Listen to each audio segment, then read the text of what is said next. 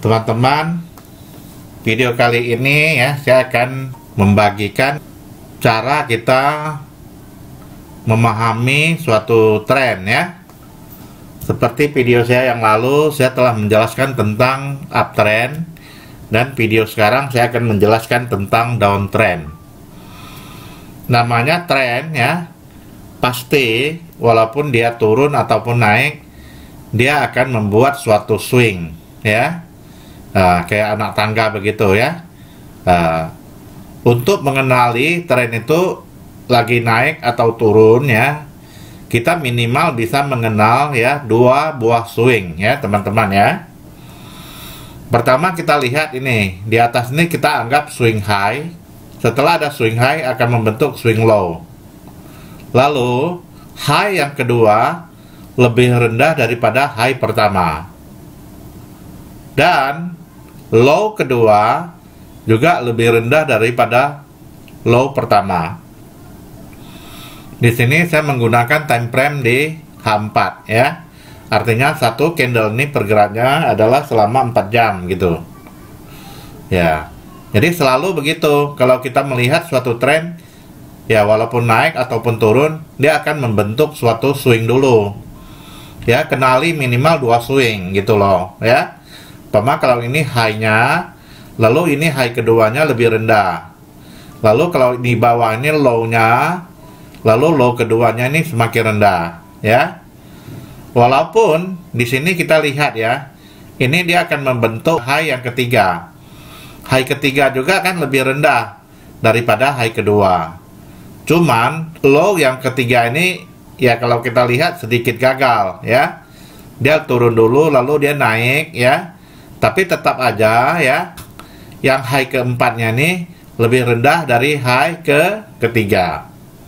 Sedangkan ya kita lihat low yang ketiga ini ya lebih rendah daripada low kedua. Lalu walaupun ini namanya trennya lagi turun ya teman-teman, kita tetap saja kalau mau bertrading itu harus mencari suatu harga yang bagus ya. Artinya kalau downtrend, kita usahakan ya untuk masuk atau entry di daerah resisten. Jangan kita entry menjadi daerah support. Karena kalau kita entry daerah support, kita akan diseret dulu ke atas ya. Nah, kita bisa keseret ke atas ya, bisa 200 pip, 300 pip ya. Jadi kalau secara mental, secara psikologis nggak kuat, kita ya pas cut loss di tempat itu. Umpamanya tadi kita sell-nya di daerah bawah gitu ya, lalu kita keseret ke atas 200 pip atau 300 pip ya. Nah kalau kita lihat di sini ya, coba kita lihat, umpamanya kita ngambil sell-nya di sini, lalu kita keseret ke atas ini 260 pip. Setelah kita cut loss 260 pip, ya dia langsung turun gitu loh. Nah ini kadang yang bikin sebagian trader itu kesal gitu loh. Ya, udah nahan, ruginya udah gede gitu ya. Lalu kita cut loss, ya malah harga berbalik lagi gitu. Ya. Maka itu ya diperlukan pemahaman tentang support dan resisten untuk seorang trader. Jadi tidak ada istilahnya tawar-menawar. Betul-betul kita itu harus paham tentang apa namanya support, tentang apa namanya resisten. Untuk mengetahui support dan resisten ya, ataupun kita bisa dibantu dengan ya overbought, oversold.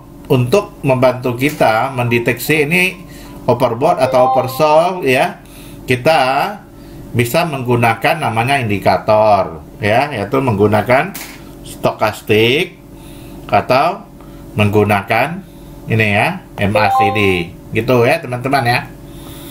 Nah, jadi ini sangat penting ya teman-teman untuk diketahui, supaya jika kita ngerti tentang overbought oversold ini ya, kita bisa mendapatkan harga yang bagus. Contohnya di sini, kalau umpamanya ya kita nge-sell-nya di daerah ini ya, daerah overbought gitu ya, ini ya, ini kan overbought namanya, yaitu stokastik telah memasuki area 80 dan di situ terjadi ya persilangan antara ya hijau dengan merah, dan stokastiknya juga sudah mulai keluar garis 80.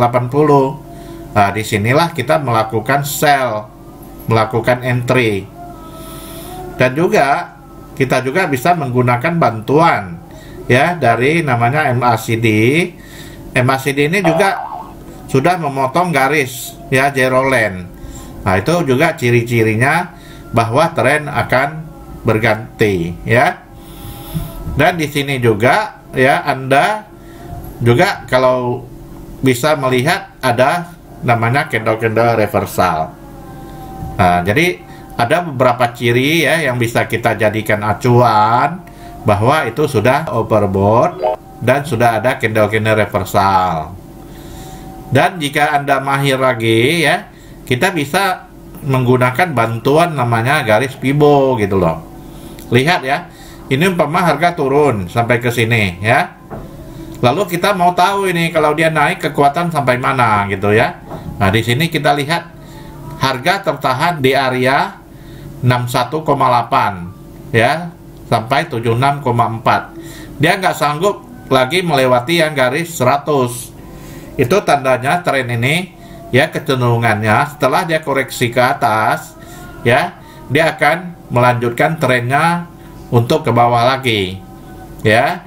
Dia hanya sanggup sampai ke 61,8. Setelah itu ya dia akan berbalik lagi turun ke bawah ya. Jadi begitulah cara melihat tren ya teman-teman ya, tren turun. Cuman kalau turun juga ya, kalau gold ini tetap ada koreksi. Perlu diingat ya teman-teman ya, untuk trading gold kita jangan coba-coba memasang ya stop lossnya terlalu dekat. Pasti kadang kita akan dijemput dulu ya. Kita akan kejemput dulu stop lossnya. Kecuali Anda itu adalah tipenya scalper atau scalping. Memang kalau kita scalping itu kan kita nggak ngambil pipnya banyak ya, antara ya 10 sampai 20 pip ya, itu boleh gitu. Tapi kalau untuk day trade Anda gunakan trik scalping ya, setiap kali Anda trading Anda pasang stop lossnya 20 pip gitu ya, pasti itu kegojek dulu gitu loh, pasti itu kejemput dulu. Setelah kejemput nanti harga akan berbalik lagi ya. Jadi kalau untuk trading gold kita sudah harus ada persiapan mental, karena ya trading gold itu ya pergerakannya lebih volatile ya, beda dengan di fair mata uang atau forex. Tapi kalau di gold itu ya cukup volatile ya, bisa swingnya 100 pip 200 pip nanti dia balik lagi gitu ya. Maka itu teman-teman harus paham tentang konsep pembalikan arah ya, itu harus dipelajari ya.